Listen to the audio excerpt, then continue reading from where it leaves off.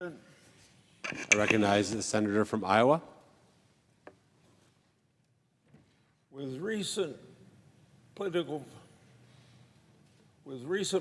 victories in Democrat primaries in Colorado, New York, Pennsylvania, and elsewhere by socialists, I wanted to spend some time with my colleagues sharing the failed results that we've witnessed throughout history under socialism regimes. And if any of my colleagues consider themselves Democrat socialists, I'd like their attention. The expansion of candidates and people who want to institute socialism in the United States is very concerning. What they desire is going to destroy everything America has stood for. The recent trend toward socialism in the Democratic Party, frankly, surprises me. It ought to make every traditional Democrat worry about the trend of their party and be a warning for all of us. I'm glad some Democrats share this concern. As Democrat pollster Mark Penn wrote in the Wall Street Journal, Democrats could take a playbook out of the 1947 effort by Eleanor Roosevelt and Hubert Humphrey, recently reported in the Washington Post.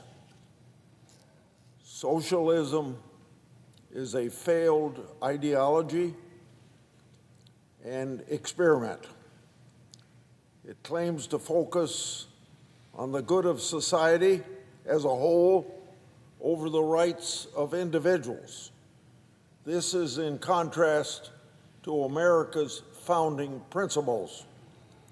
Socialism, whether it's the revolutionary kind or the democratic kind, is aimed at government ownership of industry and the elimination of private property.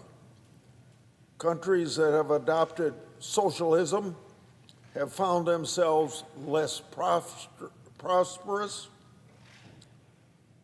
even witnessing starvation and economic ruin, followed by lawlessness and corruption. The only people that benefit from it are the people in the political system. Socialist countries have also seen private property confiscated and constitutional rights taken away from the people. Recently, there's a group of socialists called Democratic Socialists that have won Democrat Party primaries. Where I sit, socialism is still socialism. They may think that calling themselves democratic somehow would cancel out all of the negatives of socialism, but they want to bring about the same negative outcomes that will produce less prosperity and less freedom. Example after example in history backs up my point. In 2021, I spoke here on the Senate floor about Sweden's experiment with socialism. I encouraged my colleagues back then in 2021 to go back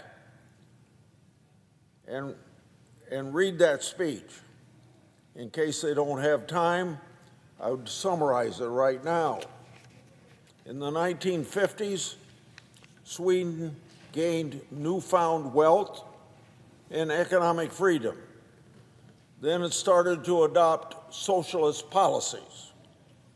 During Sweden's experiment with socialism between the 1960s and the 1980s, it experienced short-lived prosperity, massive government spending and taxation, and a highly regulated economy that eventually came crashing down. During that time, not a single net job was created in Sweden's private sector, and inflation took away almost all of the value of any wage increases. Sweden's socialist policies killed off its wealth creation that needed to fund all of that government spending. By the 1990s, Sweden realized its mistake and reversed course, and its left-wing Swedish Social Democrats recognized their mistake as well. According to a White House Council of Economic Advisors report, if the United States had moved towards Nordic country-style policies in the 1970s, by 2018, America's GDP would be at least 19% smaller, coming out to about $11,000 fewer dollars of wealth per person here in the United States. We can learn a lot from Sweden, so we don't go down the dead-end road called socialism. We can also learn a lot from Cuba's experience moving from freedom to socialism. That happened in 1959. Cuba's standard of living over the past 50 years has been destroyed. Again, in 1959, after Fidel Castro came to power, the Cuban government took away private property and established price controls. This led to food shortages, and you can see that on our own television being a problem today in Cuba. Castro's regime even killed political opposition. Decades of socialism meant that by the 2000s, Cuba lacked basic infrastructure and reliable energy. A 2005 report found, quote, instead of blackouts, Cubans jokingly referred to periods when electricity was available as lights in. That energy crisis continues today, and you see it reported on American television. Cuba's story under socialism can be summed up by Margaret Thatcher's words when she was Prime Minister of Great Britain. She said, quote, "The problem with socialism is that you eventually run out of other people's money," end of quote. Not everyone in Cuba has suffered. Its dictators have taken care of themselves. If Sweden and Cuba aren't enough reasons why socialism has failed as an idea, let's take a look at Venezuela. In 1998, socialist Hugo Chavez became president of Venezuela. At the time, Venezuela was the richest country in South America, and now it is one of the poorest. One of Chavez's first actions was to nationalize the agricultural sector and rob landowners of their property. Food production fell 75% over 2 decades. Chavez went on to nationalize other parts of the economy, including electricity, water, oil, banks, supermarkets, construction, and other parts. He did this all while also expanding the welfare state with money that the country didn't have. Not only is the country poorer, but it's also been ruled by brutal dictators under Chavez and Nicolas Maduro, and riddled with corruption. One analysis about Venezuela's experience with socialism put it this way, quote, "So, what are the results of socialism in Venezuela? Well, we've experienced hyperinflation. We have people eating garbage, schools that do not teach, hospitals that do not heal, long and humiliating lines to buy flour, bread, and basic medicines," end of quote. So, history is very clear. Economic freedom is a ticket to broad prosperity. Today's American socialists espouse more than just economic ruin and fewer freedoms. They want less law and order by abolishing ICE, defunding the police, and emptying out our prisons. Don't take my word for it. Just look at the agenda of some of the recent people who won Democrat primaries in New York City. The Democratic Socialist platform also wants to defund the Department of Defense, get rid of the U.S. Senate, and draft a new constitution. Other countries that tried socialism have failed. Socialist ideas and candidates offer failed ideas. We should not forget what history has taught us. Or as George Santayana once said almost 100 years ago, if you don't learn from history, you're going to repeat the same mistakes. The United States was founded on principles of individual liberty, and unalienable natural rights, with the government's primary function being to preserve those rights and prevent fellow citizens or attacks by foreign powers from violating our constitutional rights. Americans have been reluctant to grant too much power to the government since the very beginning. Ultimately, free markets have helped America become the richest country in the world and have lifted more people from poverty than anything else in human history. I yield. I recognize the senator from Tennessee. Thank you, Mr. President. I rise today with a very simple request. I'm asking that the Senate speak with a unanimous voice in condemning one of the worst acts of judicial misconduct we have seen in years. Judge Eleanor Ross has been a district judge in the Northern District of Georgia for over a decade, and it's clear that she engaged in conduct that falls beneath the dignity of her high office in the federal judiciary. After a courageous law clerk came forward, a special committee on the 11th Circuit was appointed and ultimately made several deeply disturbing findings. First, based on testimony from Judge Ross's law clerks, the committee found that over the course of 2 years, Judge Ross engaged in a sexual relationship with a high-ranking official of the Atlanta Police Department. This conduct occurred in her judicial chambers during normal business hours within earshot of her law clerks. Now think about that.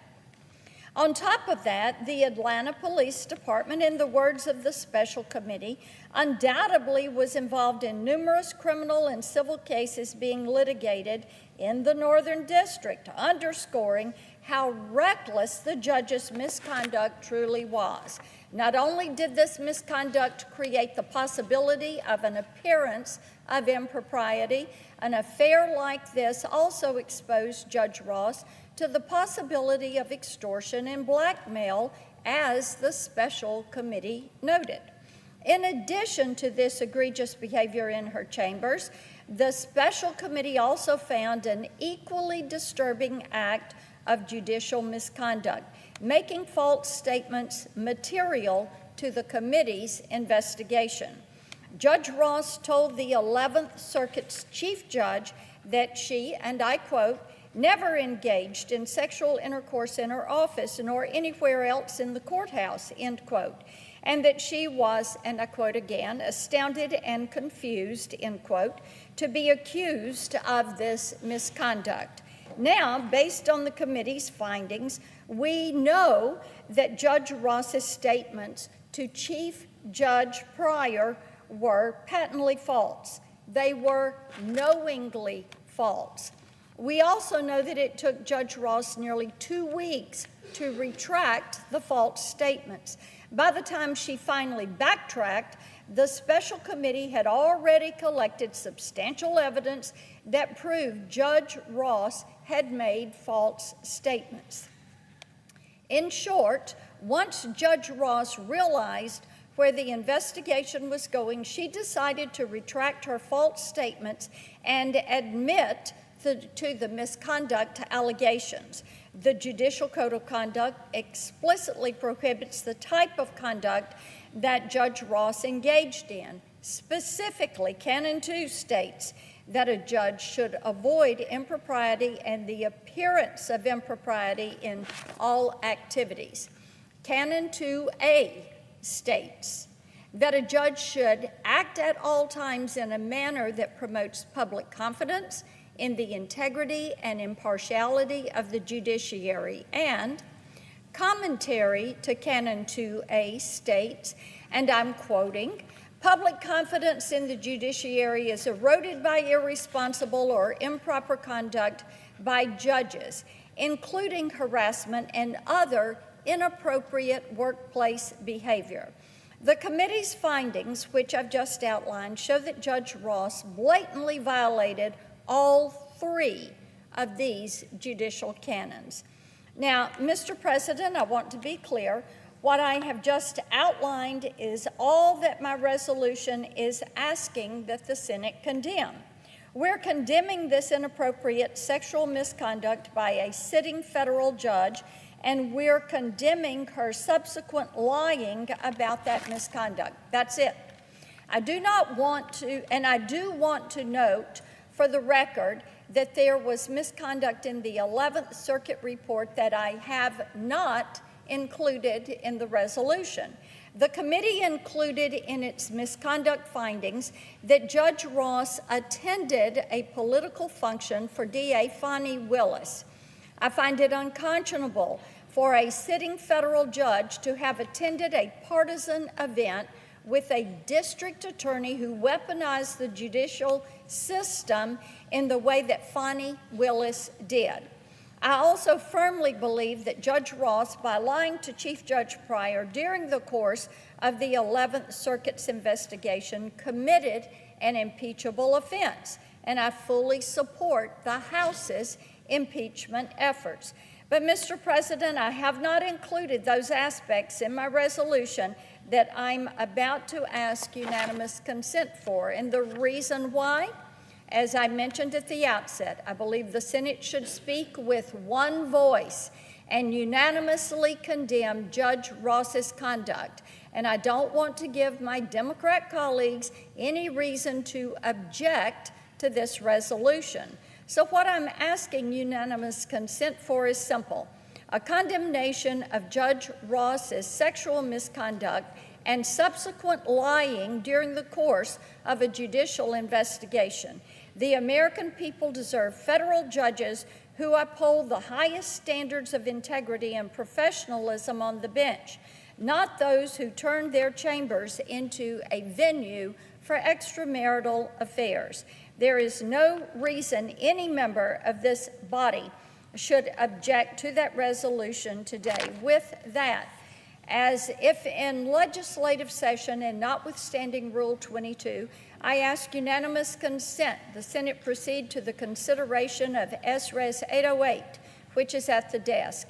I further ask that the resolution be agreed to, the preamble be agreed to, and that the motions to reconsider be considered made and laid upon the table with no intervening action or debate. Is there objection? Mr. President, reserving the right to object. I recognize the senator from Illinois. You've heard her lay out the case of wrongdoing by a judge and ask for the Senate to take action to condemn that conduct. Seems pretty straightforward, doesn't it? It turns out it would be the first time in the history of the Senate that we do something like this. We asked the Congressional Research Service, is there any Senate precedent for what the senator from Tennessee is doing? They responded, there is no Senate precedent for either introducing or passing a Senate resolution condemning a judge's illegal misconduct. What? Out of thousands of judges in the United States at the federal level, surely in history someone has done something wrong that should be condemned, but it's never been done. Well, it gets down to some basic elements of constitutional law. You start with this, the Constitution of the United States. And the Constitution of the United States says that in Article 1, Section 2, the House of Representatives shall have the sole power of impeachment. Removal of office, sole power of impeachment is in the House of Representatives, not in the Senate. So why is that stopping us from this condemnation? Well, let me explain. Under the Constitution, Congress does not respond to judicial misconduct in the form of a Senate resolution. It never has. It is the responsibility of the House of Representatives, specifically the House Judiciary Committee, to investigate allegations of misconduct and consider the next steps, including impeachment. But here's the critical element. Who's the jury? Where's the trial? It's right here. After someone's been impeached in the House of Representatives, for example, a president, the case comes to the Senate for trial. I've sat through at least 3 of those, maybe more. So we are juries. The United States Senate is a jury. What does the Constitution, again, tell us when it comes to the role of the Senate? The Senate shall have the sole power to try all impeachments. No question about that. If the House is impeached, it's our job to decide whether we agree or not. It takes an extraordinary vote to impeach. And also, let me make clear, this is critical. When sitting for that purpose, they shall be on oath or affirmation. That's pretty high standard, isn't it? You have to swear that what you're doing is constitutional or to the best of your ability. So it's an awesome responsibility. We sit like juries in criminal courts and civil courts across the United States, and we make bottom line decisions as to whether the House impeachment shall be sustained. So the action starts in the House. If they vote to impeach, it comes to the Senate. The Senate sits as a jury and decides whether or not the impeachment goes through. And that's why this resolution needs to be defeated. Senators serve as jurors in impeachment matters. Passing this resolution calling on the Senate to condemn this judge before there's been any effort at impeachment in the House of Representatives is going to do what they call taint the jury. We would have already taken a position on the case as to who's right and who's wrong. You can't do that. Voir dire in a courtroom is a judge asking the basic question of potential jurors, do you have any prejudice against this case that stops you from finding the truth? And people say, I don't. I have an open mind. I'll listen to the evidence and the law. Well, what the senator from Tennessee wants us to do is to taint the jury, to get us on record before the House has any impeachment activity and before we sit as a jury as to how we're going to rule. That's why it's never been tried before on the floor of the United States Senate. I also note the resolution contains multiple material inconsistencies with what the 11th Circuit found during its investigation of Judge Ross's misconduct. This underscores that the Senate has not engaged prior to the introduction of this resolution in its own investigation or fact-finding. The only fact-finding we have is from one senator in Tennessee. According to the Congressional Research Service, there is no precedent for the Senate adopting a resolution condemning alleged judicial misconduct. The Senate has never done this before. We should not establish a new precedent here, especially when it could turn the jury pool, the Senate, and later could taint the jury pool in the Senate later considering the articles of impeachment if that ever happens. It would also open the door to Senate resolutions about other instances of judicial misconduct. We must have the highest standards for federal judges, and the alleged conduct in this case is inappropriate, unacceptable, perhaps even indefensible. But the Constitution is clear. It is a matter for the House to consider at this point rather than the Senate. For these reasons, I object. Mr. President. The objection is heard. The senator from Tennessee. Thank you, Mr. President. I think it's clear what Senator Durbin is doing today. He is seeking to protect a Democrat-appointed judge appointed under President Obama and trying to distract from her clear misconduct. Now, at the Senate Judiciary Committee, we have the responsibility of advice and consent. We have the responsibility of oversight. And one thing I will note, I think the senator has misunderstood the resolution. It is not an impeachment resolution. It does not call for an impeachment.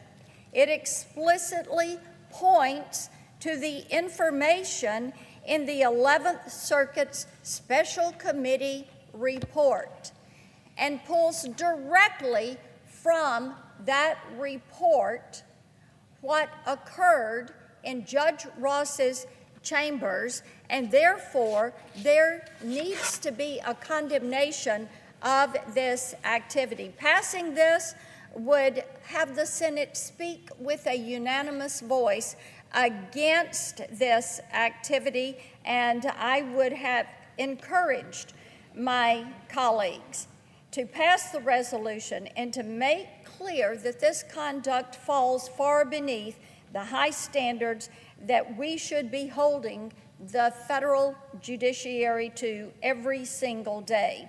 And it is clear the Senate Democrats are not interested in that. Thank you, Mr. President. Senator from Illinois. Mr. President, we are not judging by this action of objecting the conduct of this judge. That is not for us to judge. Under the Constitution, it is clear. That will be a decision by the House of Representatives and maybe ultimately by the Senate. There's a reason why this has never been done on the floor of the United States Senate, and the senator from Tennessee ignores that reality. It has never been done because it would taint the jury pool if there was ever an impeachment action against this judge. That's why I objected, and I yield the floor.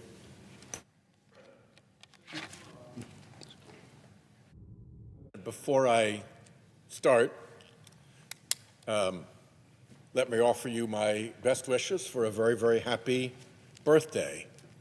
I might regale you with singing happy birthday. Order. But I have a terrible singing voice, and so I will spare the Senate the embarrassment of that particular performance. I'm here today because there's a simple fact that climate change is real. Earlier this year, I came to the floor and asked my colleagues to agree on that simple, known scientific fact. Well, they could not. So I returned to the floor several times in hopes that my Republican colleagues could at least agree to some of the simple truths that make up the bigger picture of the reality of climate change. I asked if we could agree that oceans are warming, that sea levels are rising, or that the economic harms of climate change are already beginning to hit and will only get worse going forward. Every time, Republicans objected. I do, however, persist. Today's simple truth is this: climate change portends a cascade of financial market collapses that could destabilize the national and global economies. My question today is, can we all agree on that? Well, here is my evidence. We know that climate change makes many natural disasters more frequent and, or, could be either, more extreme, including hurricanes, floods, and wildfires. the same wildfires that blanketed much of the Midwest, Northeast, and Mid-Atlantic in smoke just last week, resulting in American cities like Chicago, Detroit, New York, and Washington having the worst air quality in the world, worse than cities in India, worse than cities in China. We know that these disasters are expensive. Between 1980 and today, U.S. losses from billion-dollar climate disasters totaled over $3.1 trillion, adjusted for inflation. $3.1 trillion lost to Americans. And of course, that only accounts for the 431 disasters that cost over $1 billion each. There are plenty more harms beyond that $3.1 trillion. The trend is projected to continue. Modelers for Deloitte, the corporate consultancy, project that unchecked climate change could cost the global economy 178 trillion US dollars in the period between 2021 and 2070. The US economy is in here as a $36 trillion hit in net present value across that half-century span. Deloitte's modelers also predict a global GDP decrease of around 7.6% by 2070. Other financial experts have warned that worldwide GDP per capita, GDP divided by population, could decline by close to 20% within the next 3 decades. Indeed, in 2023, the now Prime Minister of Canada, Mark Carney, who had previously served as the governor of the Bank of Canada and the Bank of England, testified before the Senate Budget Committee that, and I'll quote him here, estimates suggest that over the balance of this century, climate change could reduce the level of global GDP per capita by 10 to 20% without efforts to limit warming, the equivalent of a decade of no economic growth. He said similar estimates have been found for the United States, very like Deloitte's projection for the Americas. So that's climate risk. Now let's look at what it means for financial risk. An international network of major banks and bank supervisors, including the World Bank, the International Monetary Fund, the Deutsche Bundesbank, and the Bank of England, use this illustration about how climate risk hits financial risk. The direct economic impacts include tanking property values and lower household wealth. Tanking property values and lower household wealth then snowball from individual and family impacts into systemic impacts to the financial system at large. This means that climate change could ultimately cause the next systemic financial crisis. Financial experts all over the world agree. Dr. Benjamin Keyes, professor of finance at the Wharton School, testified before the Senate Budget Committee as follows. Climate risk is simultaneously inducing heightened risk of flood, storm damage, chronic inundation, drought, excessive heat, and wildfires. There is no avoiding the fact that the increasing risk of large global loss events will mean higher costs for consumers. Dr. Sean Piketty, former chief economist at the mortgage giant Freddie Mac, warned of rising sea levels and flooding, triggering large-scale destruction of coastal property values, resulting in an economic shock akin to the 2008 financial crisis, and with no expectation that the assets would recover their value. Those warnings of Dr. Piketty were based only on the risks of what he called coastal property value crash, not on the growing wildfire threat that is creating a similar insurance death spiral out west. Specifically, as Dr. Becchetti testified, you look at the housing crisis of 2007, 2008, it was a long time before property values came back, but they did come back. This is a different type of dynamic where property values are probably physically not able to come back. So this is equity that's lost forever. It's extremely difficult to estimate nationally. I'm not sure I have enough zeros to do it. Fed Chair Jerome Powell testified before the Senate Banking Committee in this Congress that in 10 to 15 years it will be impossible to get insurance or a mortgage in certain coastal and fire-prone regions of the country. Imagine what happens to the economy in a region in which insurance and mortgages are no longer available. It's global as well. The International Financial Stability Board has warned of the cascade of harms from rising climate risk to increased insurance premiums and reduced coverage to market withdrawal of insurance, causing a danger of mortgage crises and bank insolvencies. The warning to the international banking system: buckle up. The Economist magazine described a possible $25 trillion hit to global real estate markets. That's the kind of thing that is bad for bank solvency and that attracted the attention of the International Financial Stability Board. While these impacts are global, they will hit home. As Dr. Bill Frist, former Republican Senate Majority Leader, testified, climate change is an economic issue. It affects individuals, families, and businesses of all sizes.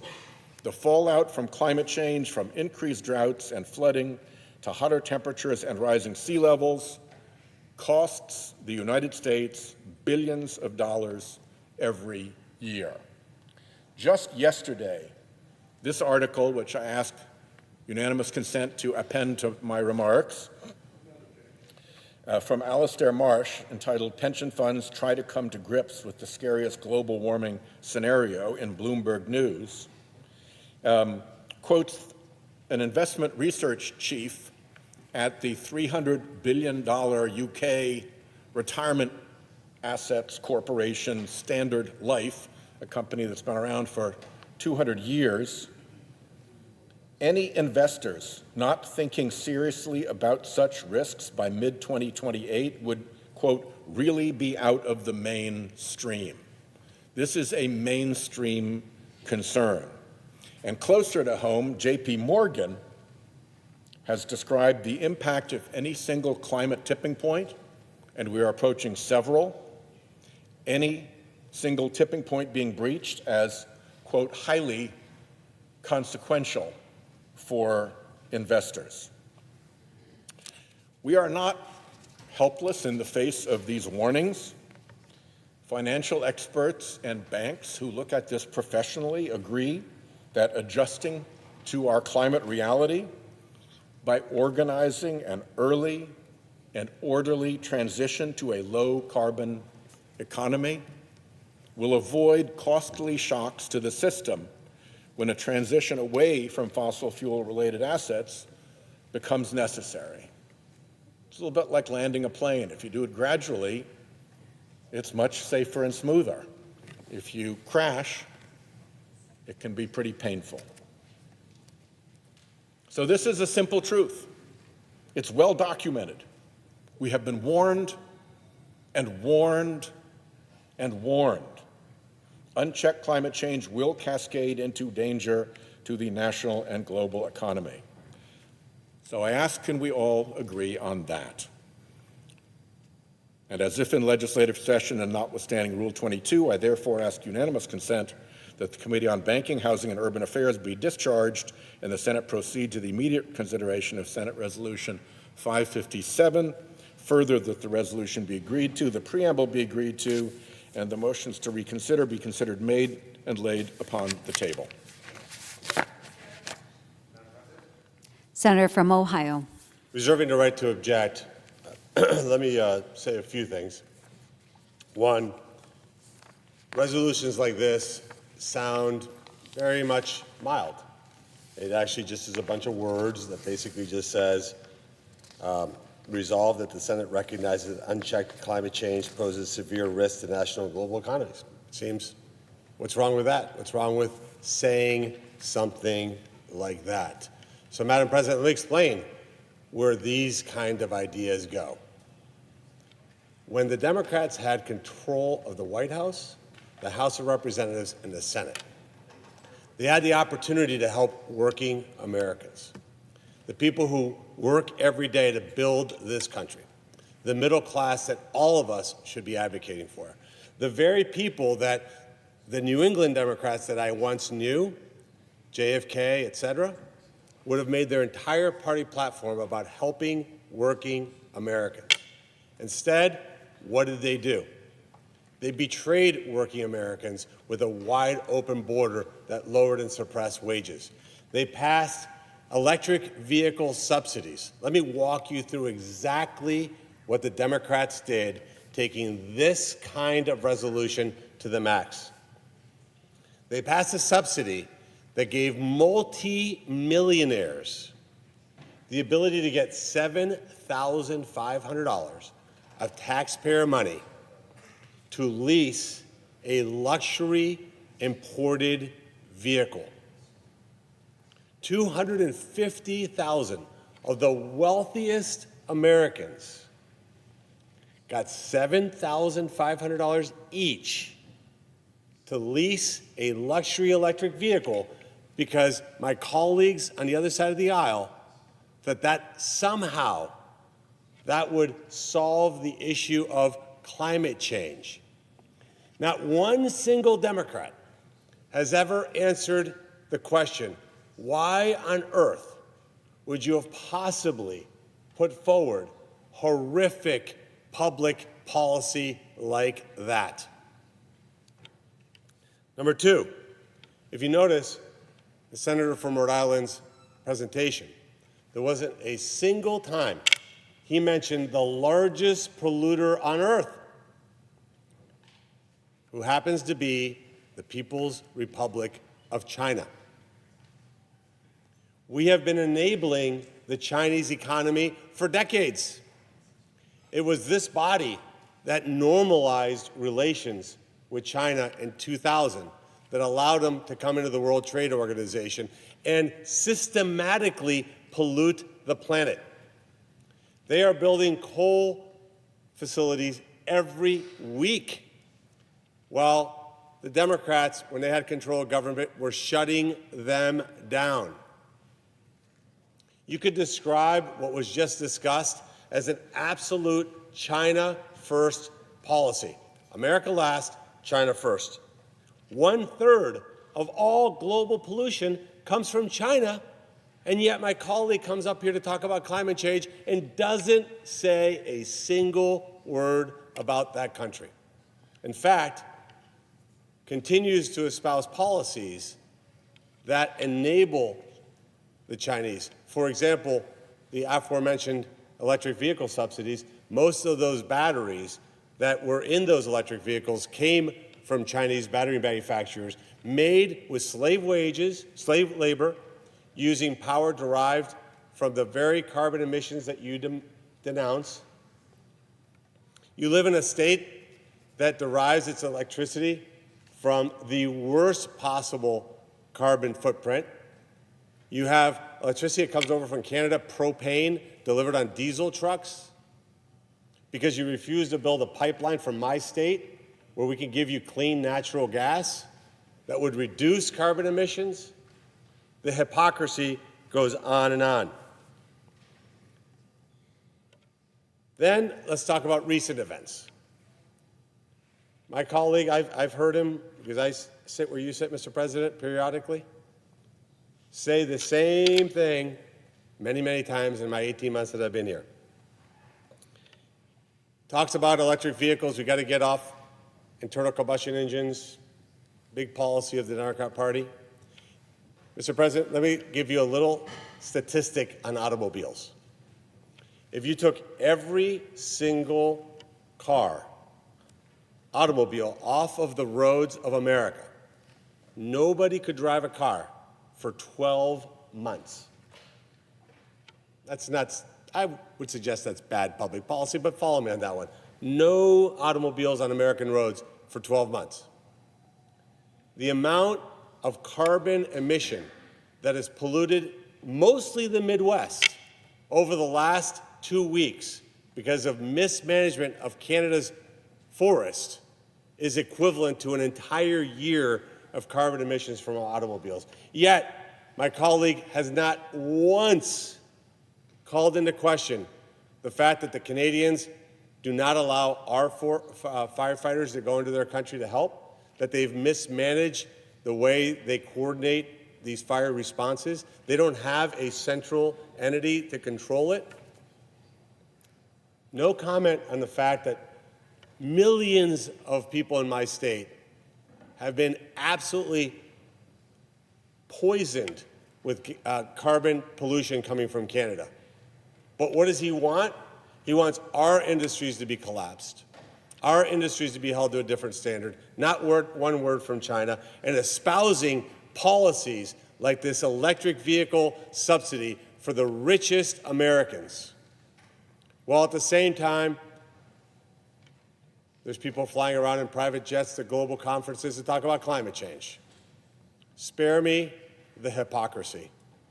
And for all those reasons, and many, many more, I object. The objection is heard. Mr. President, Senator from Rhode Island. I'm not going to go through a rebuttal of the factual misstatements which we've just been treated, but I will add I have objections to the IRA bill as well. We can all have objections to parts of the IRA. But the fact is that fossil fuel emissions continue to cause harm. They continue to cause danger. And the warnings that I've described are now very real. We can do nothing about it, and that's been the plan in the Senate ever since Citizens United dialed up the fossil fuels industry to influence us with dark money. But if we are going to do something about it, we must start somewhere. And I would recommend that we start with some really simple facts, like the ones that I brought to the Senate floor just now. These are serious warnings. Senators who wish to change the subject or distract us or prevent us from responding in any way to these serious warnings, well, that's everybody's choice. But I do think these warnings are serious enough that they merit attention. So if you don't like my suggestion, let's do something different. But let's just not sit here and do nothing. I yield the floor. Mr. President? Senator from Virginia.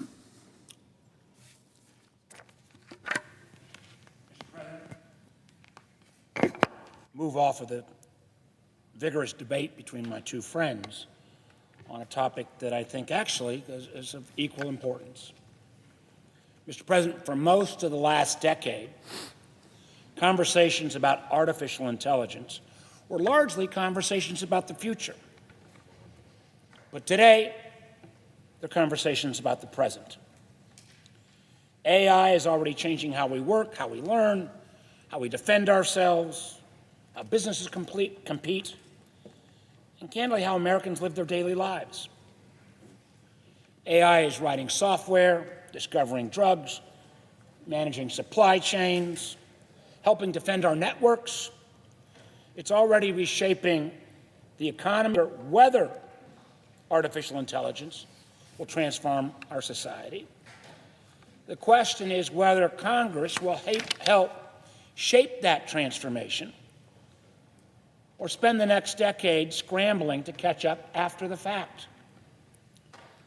Now, I've spent a lot of time on this issue over the last several years. Before entering public service, I spent my career in technology. I remain convinced that AI has enormous potential to improve lives, accelerate scientific discovery, strengthen our economy, and help America compete. And I share the concern of many Americans that the impacts of this technology on our country, on our culture, could also, if we don't get it right, be catastrophic. Let's start with being honest with each other. We're not going to put this genie back in the bottle. And the amount of disruption this technology will bring over the next 5 years is beyond jaw-dropping. I believe that Congress made a similar mistake once before. We largely stood on the sidelines as social media reshaped our politics, our economy, our kids. We waited until the problems became so obvious before we began asking whether there should have been some rules of the road put in place first. We cannot afford to make that same mistake again.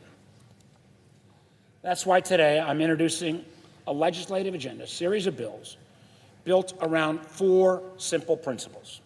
First, we need to build the infrastructure for America's AI future responsibly. The AI revolution depends upon enormous amounts of physical infrastructure, particularly massive data centers, some being built in the presiding officer's state, many being built already in Virginia. These facilities place extraordinary demands on electricity, water, and local communities. Communities should not be asked to shoulder the cost of the AI revolution without knowing what they're signing up for. They deserve to know exactly what is being built in their backyard and a full understanding of what these facilities will mean for their electric grid, their water supply, their air quality, and local infrastructure. My Data Center Tax Accountability and Disclosure Act fixes the problems. It gives people the facts before they need to make decisions about their communities. My bill will ensure transparency about data center electricity and water consumption, backup power generation, and setbacks in residential communities, so as these data centers get built, are not built right on top of residential neighborhoods. Candidly, all information communities should have when planning and building decisions are being made. And part of the way we will make this new standard be met, if Congress is going to provide special tax breaks that allow companies to write off the cost of building these facilities far faster than they otherwise could, these subsidies should come with the conditions.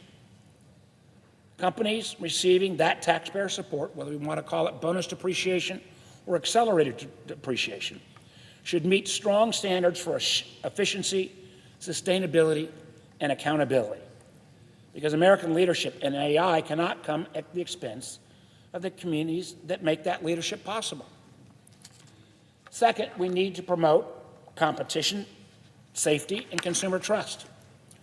If AI is going to become the interface through which Americans shop, bank, communicate, receive medical advice, and navigate the internet, then people need confidence that these systems are working for them and not exploiting them.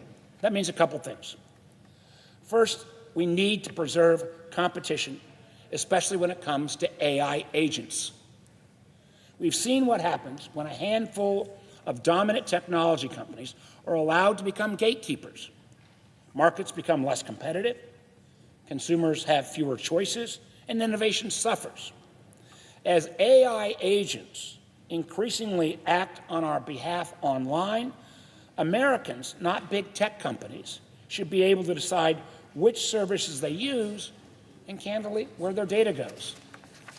I plan to introduce new legislation to establish clear rights and responsibilities for these emerging AI agents so they can compete fairly while meeting strong standards for privacy, cybersecurity, and consumer protection.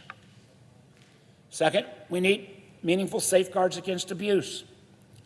AI has extraordinary power and potential to improve lives, but it also makes it a lot easier to generate convincing fraud, exploit children, violate people's privacy, and create harmful content at unprecedented scale. There is absolutely no legitimate use for an AI system capable of generating child sexual abuse material or non-consensual intimate images.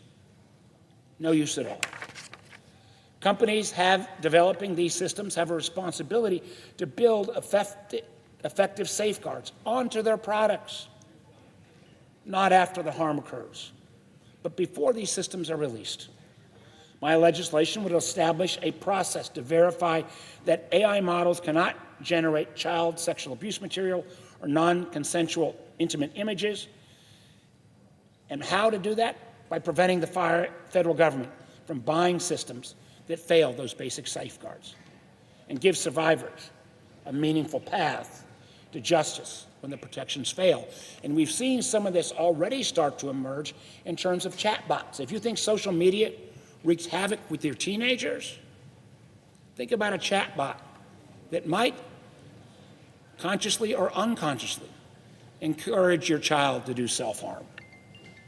As AI-generated content becomes increasingly sophisticated, we also have to protect our financial markets and our democratic institutions from fraud, deception, and manipulation, which is why in the upcoming weeks I will reintroduce my bipartisan legislation to require financial regulators to address the uses of AI-generated content that could disrupt financial markets, and it's coming.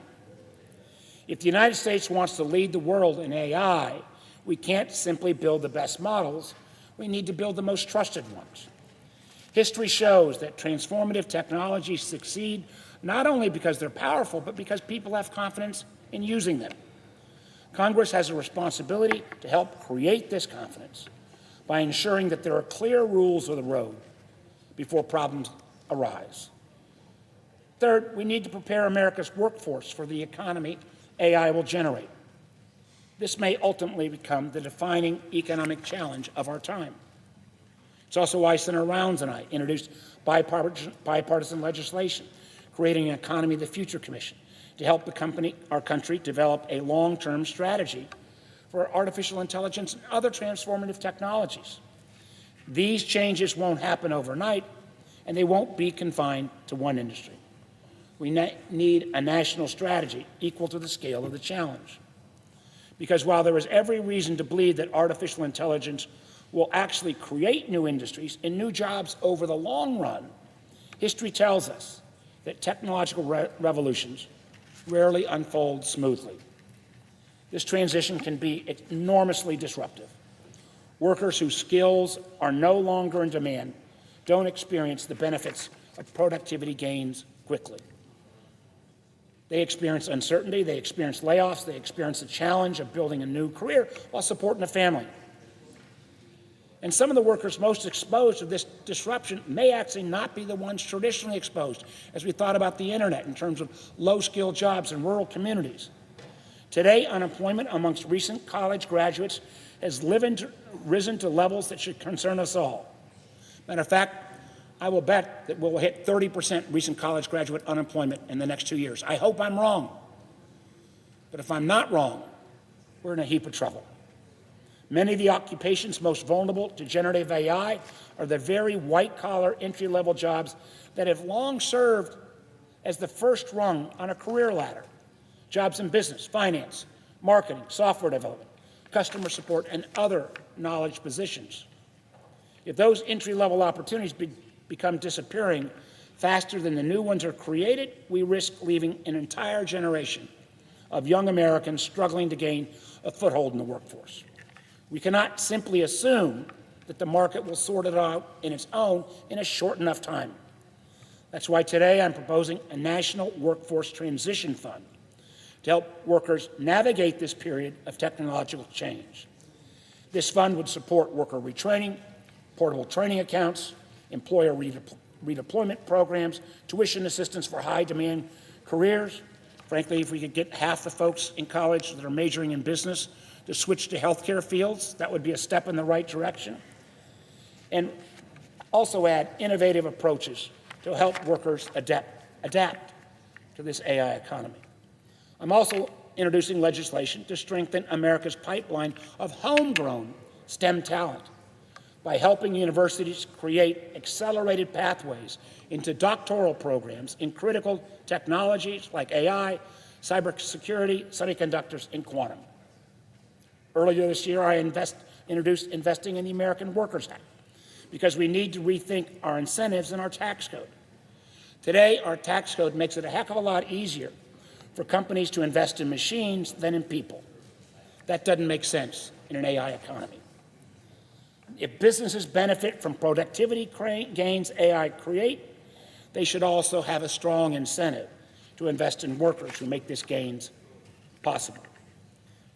Our goal here is not to stop technological progress.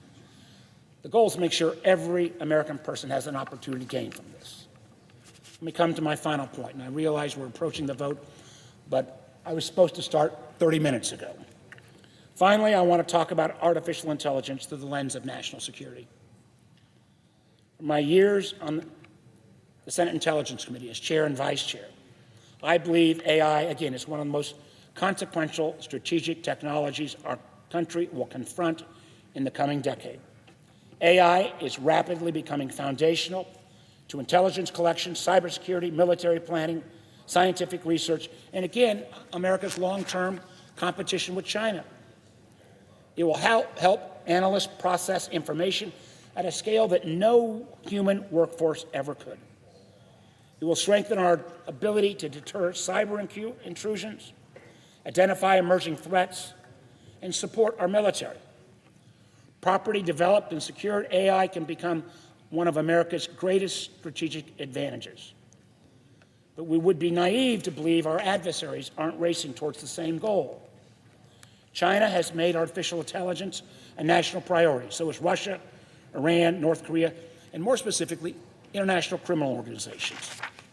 The same frontier AI models that accelerate scientific discovery can also identify cyber vulnerabilities, automate sophisticated cyber operations, and lowering Will the the gentleman barriers. yield? May we ask the members to take their conversations off the floor? Thank you, Mr. Thank President. I've only got a couple more minutes. I will wrap up as quickly as possible. Maybe my colleagues might want to even listen on some of this because I think we've actually got some good ideas here that cross both sides of the aisle. Because the same frontier AI models that accelerate discovery can also figure out where the vulnerabilities are in our systems. That's why we cannot approach frontier AI models the same way we approach ordinary software updates. The most advanced AI systems deserve a higher standard of security before they're widely deployed. And I'm proud to say that many of my friends inside the administration are recognizing this after the release of Mythos. My Secure AI Development Act would establish mandatory secure testing for our most advanced AI networks and models, improve the way government and industry actually work together, because neither team, public or private, can do this alone. We need to strengthen information sharing between AI developers and the federal government and establish a voluntary AI safety instrument reporting system modeled after the aviation system. And that was one of the reasons why people climb on airplanes so regularly in this country, because they know that works. It would also strengthen protections against foreign adversaries trying to steal some of the best of these frontier models. One of the greatest lessons I've learned on the Intelligence Committee, is our national security failures often come when we recognize the threat but fail to act. We cannot continue to punt on this issue. I have never seen a technology advance as quickly as AI. Traditionally, the promoters of that technology say it's coming, and then it takes another 10 years. In the case of AI, the leading figures are saying it's coming, and it's coming even faster than they expected. We don't have months or years to get this right. We need to combine the best of our innovation, but also with some guardrails. As I started at the beginning, I think most of us would agree we'd have a heck of a lot healthier generation of young people if we put some guardrails in social media. Social media is tiny compared to the power, both good and bad, around AI. So I've laid out here a series of ideas and legislation. I look forward to working with folks on both sides of the aisle. There's no Republican or Democrat version of AI. But if we don't take these issues up now, if we're still having this conversation at the end of the year or next spring, I believe it'll be too late. I urge my colleagues to take a look at my ideas, and if you've got better ones, I welcome them, and let's move forward on this critical issue. With that, Mr. President, I yield the floor and reserve time to come back another time and finish the other 6 minutes. Thank you, Mr. President. Mr. President, The senator from Idaho. Mr. President, I ask unanimous consent that the Senate immediately execute the order in relation to the Westercamp nomination. Without objection. Under the previous order, the Senate will resume consideration of the following nomination, which the clerk will report. Nomination, the judiciary, Kara Marie Westercamp of Virginia to be a judge of the United States Court of International Trade.